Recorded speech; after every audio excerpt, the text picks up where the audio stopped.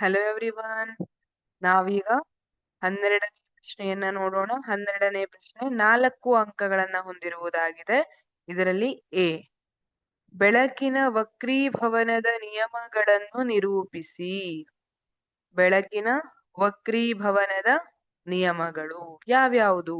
ಬೆಳಕಿನ ವಕ್ರೀಭವನ ಅಂದ್ರೇನು? ಈಗ ಬೆಳಕು ಒಂದು ಮಾಧ್ಯಮದಿಂದ ಇನ್ನೊಂದು ಮಾಧ್ಯಮಕ್ಕೆ ಬಂದಾಗ ಬಾಗುತ್ತಲ್ವಾ, ಅಥವಾ ಅದರ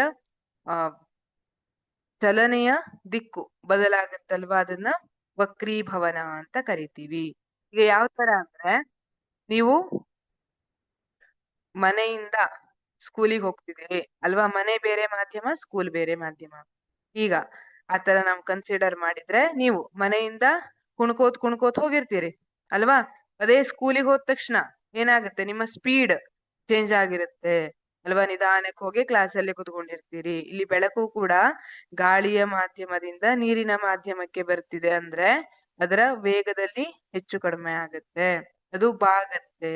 ಇದನ್ನ ಬೆಳಕಿನ ವಕ್ರೀಭವನ ಅಂತ ಕರೆದಿರ್ತೀವಿ.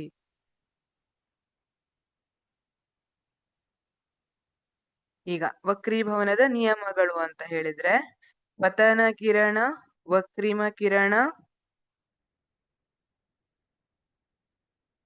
ಮತ್ತು ಎರಡು ಮಾಧ್ಯಮಗಳ ಸಂಪರ್ಕ ಮೇಲ್ಮೈಗೆ ಪತನ ಬಿಂದುವಿನ ಎಲ್ಲವೂ ಒಂದೇ ಸಮತಲದಲ್ಲಿ ಇರುತ್ತದೆ. ನೋಡಿ, ಇದು ಪತನ ಕಿರಣ.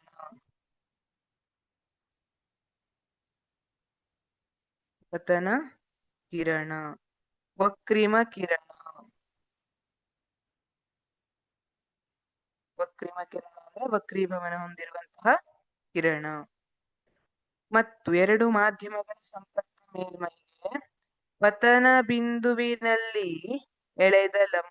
ಇದು ಪತನ ಬಿಂದುವಿನಲ್ಲಿ ಎಲ್ಲವೂ ಒಂದೇ ಸಮತಲದಲ್ಲಿ ಇರುತ್ತವೆ. ಇವು ಮೂರು ಒಂದೇ ಸಮತಲದಲ್ಲಿದೆ.